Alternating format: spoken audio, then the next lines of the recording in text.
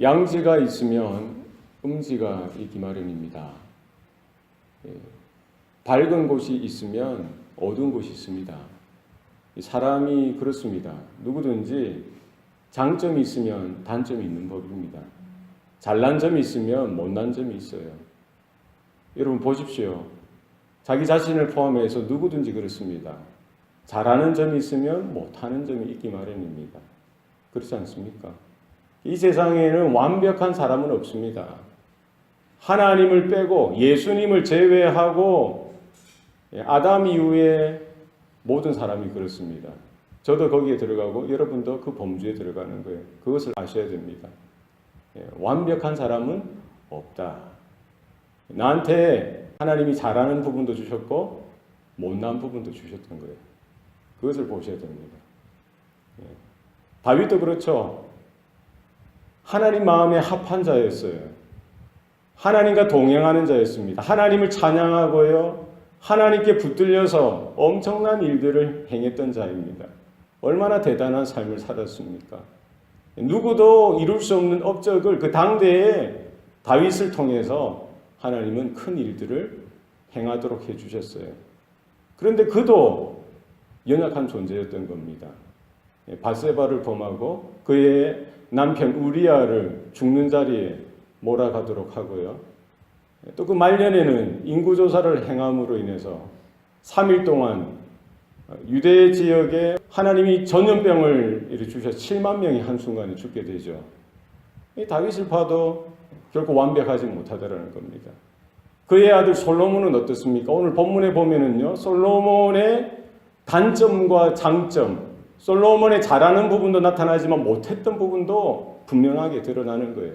성경은 이것을 분명히 우리에게 알려주면서 우리 자신을 돌아보고 인생이 뭔지, 우리가 어떤 존재인지, 어떻게 살아야 하는지, 하나님 앞에서 어떻게 서야 하는지에 대해서 분명히 말씀해주고 있는 것입니다. 처음부터 마지막까지 그렇습니다. 하나님의 은혜가 없으면 우리는 넘어지게 되어 있고요. 하나님의 은혜가 없이는 우리는 결코 바른 신앙생활을 할 수 없는 존재입니다. 평생 그렇습니다. 처음부터 그랬고요.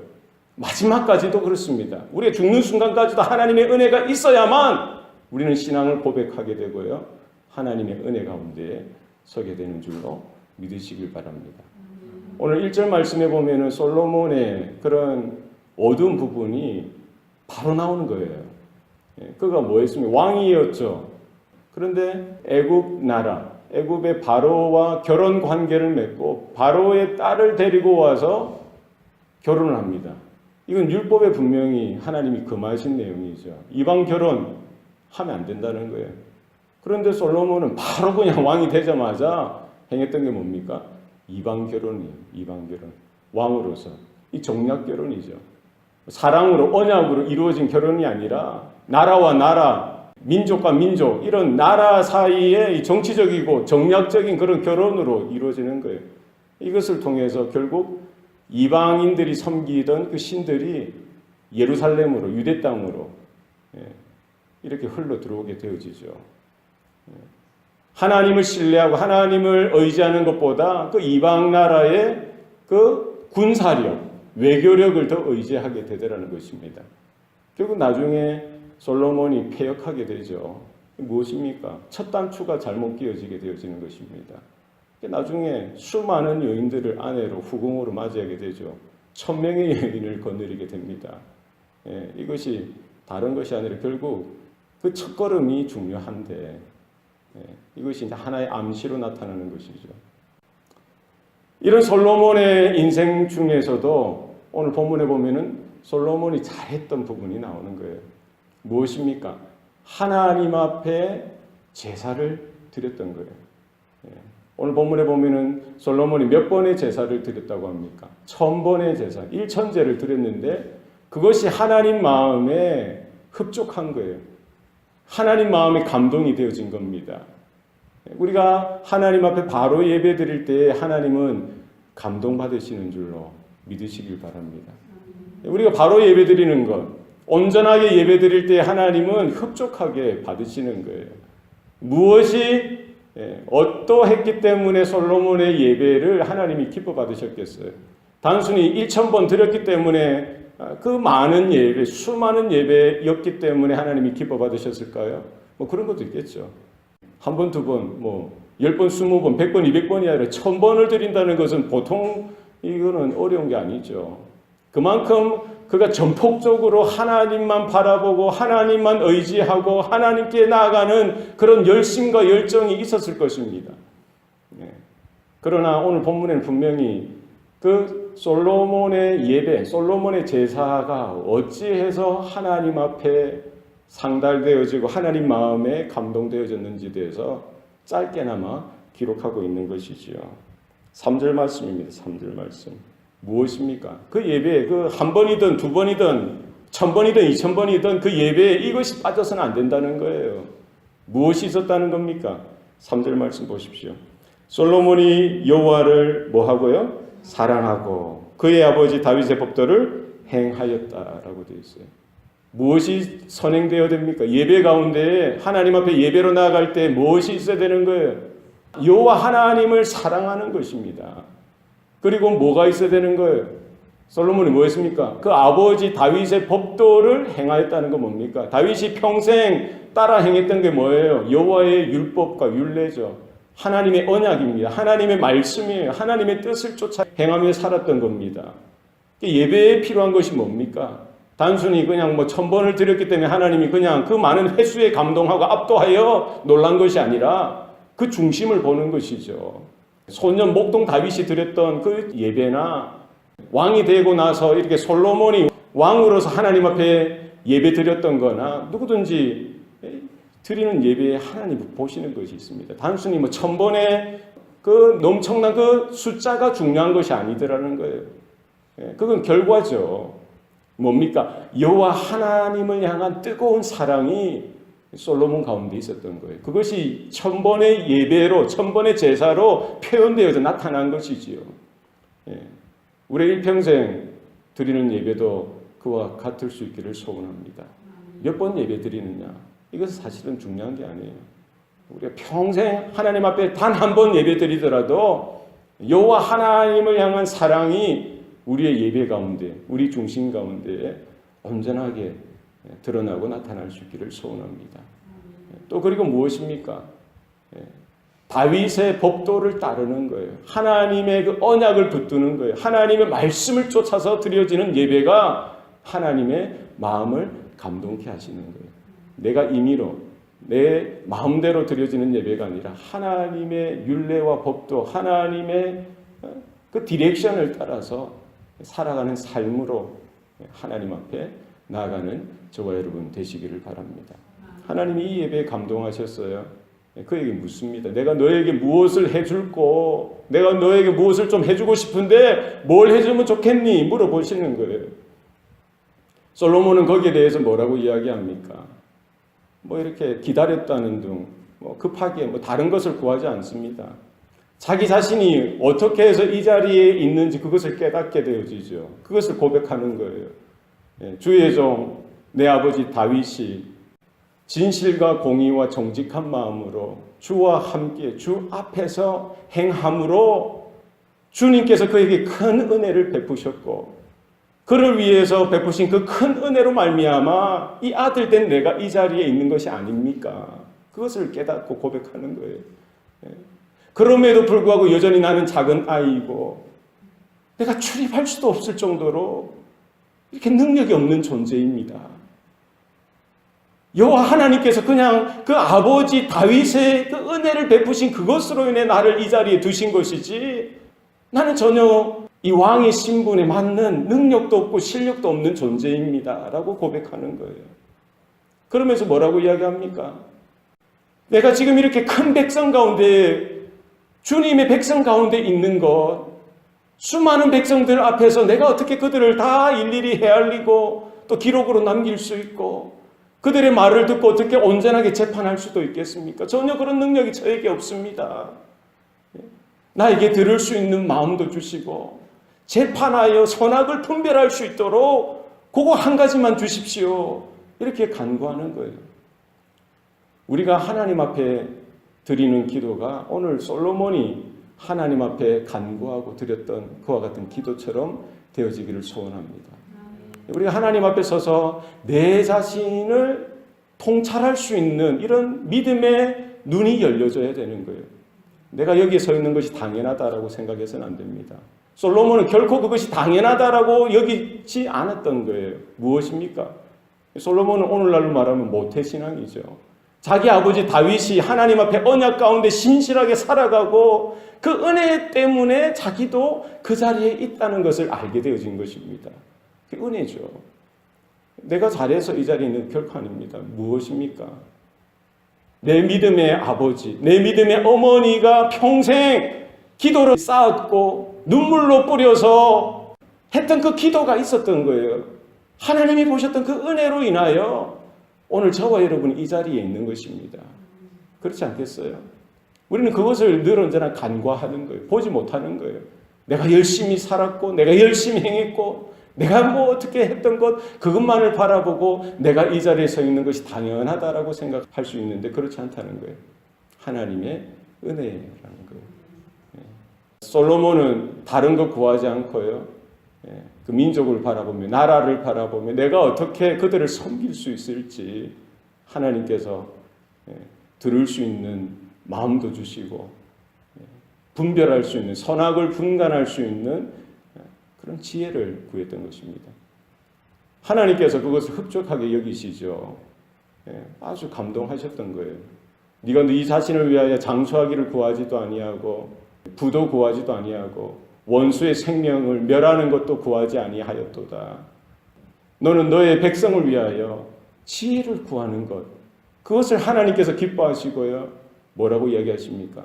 내가 이것도 주고 네가 구하지도 않은 영광과 부귀와 그 왕위를 영속적으로 보존하도록 내가 해주겠다라고 약속해 주시는 것입니다.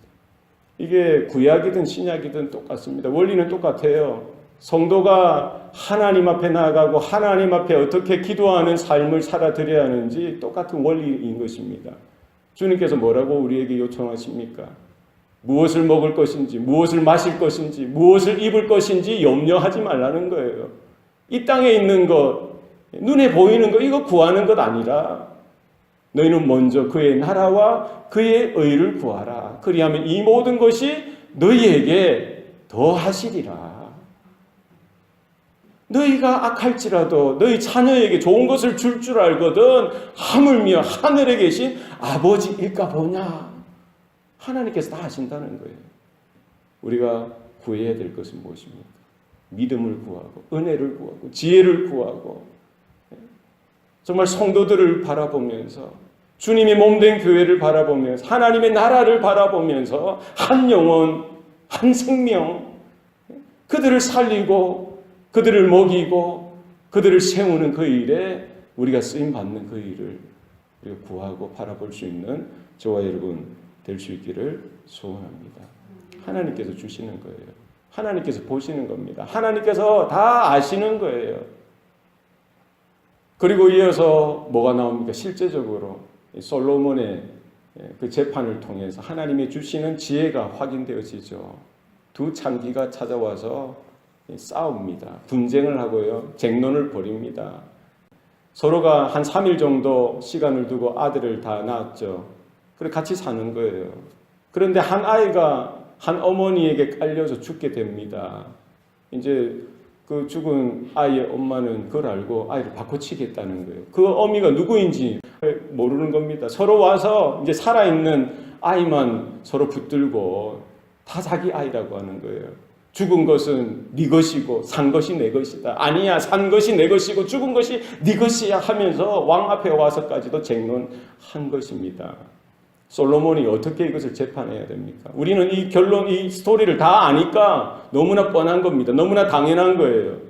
그러나 그때 당시, 그때 상황에서 볼 때는 이 엄청난 이게 하나의 난제가 되어지는 거죠. 결코 풀 수 없는 거 어떻게 풀 수 있습니까? 여러분은 이미 답을 다 알고 계시죠. 그러니까 쉬운 거죠. 그때 뭐 DNA 테스트가 있었습니까? CCTV가 있었습니까? 어떤 과학적인 현대적인 어떤 방법들이 있었습니까? 전혀 없는 거예요. 이 솔로몬의 재판이 대단한 거예요. 솔로몬의 지혜가 번득이게 나타나는 겁니다. 무엇을 말합니까? 칼을 가져오라고 하고요. 그 사나이를 정확하게 둘로 나누어서 절반은 이 여자에게 또 반절은 저 여자에게 주어라라고 이야기하죠. 그때 진짜 엄마는 어떻게 하죠? 마음에 불일 듯 일어나서요. 도저히 자기가 눈을 뜨고는 볼 수 없는 거죠. 양보하는 겁니다. 사나이를 결코 반으로 잘라서는 안 된다는 거예요. 결코 죽여서는 안 된다는 거예요. 그냥 저 여인 주라고 하는 것이죠. 다른 여인은 어떤 오기가 나는 거죠. 아니다. 정확하게 절반 잘라서 너도 절반 가지고 나도 절반 가지자. 네 것도 되지 않고 내 것도 되지 않게 나누어 버리자라고 억지를 부리는 겁니다. 이미 답은 나와 있는 거예요. 사나이를 저 여인에게 주어라. 저 여자가 그의 어머니다라고 답을 주는 것이죠. 지혜는 하나님께서 주시는 겁니다. 은혜는 하나님께서 주시는 거예요. 믿음은 하나님께서 주시는 겁니다. 우리가 어떻게 하나님 앞에 나아가야 하는지, 어떻게 예배 드려야 하는지, 어떻게 기도해야 하는지, 어떻게 선택하고 결정하고 행하며 살아야 하는지 하나님께서 주시는 지혜로 살아갈 수 있기를 바랍니다. 하나님이 주시는 믿음으로 살아갈 수 있기를 소원합니다. 하나님이 주시는 은혜로 사는 저와 여러분 되시기를 소원합니다. 분명히 기억하시기 바랍니다. 그럼에도 불구하고 솔로몬에게는요, 잘난 점도 있고 못난 점도 있었던 거예요. 그에게 정말 번득이는 드러나는 부분도 있었지만 숨기고 싶은 그런 수치스럽고 부끄러운 모습도 있었던 겁니다. 우리도 마찬가지예요. 내 자신을 돌아보고요. 누구든지 다 마찬가지입니다.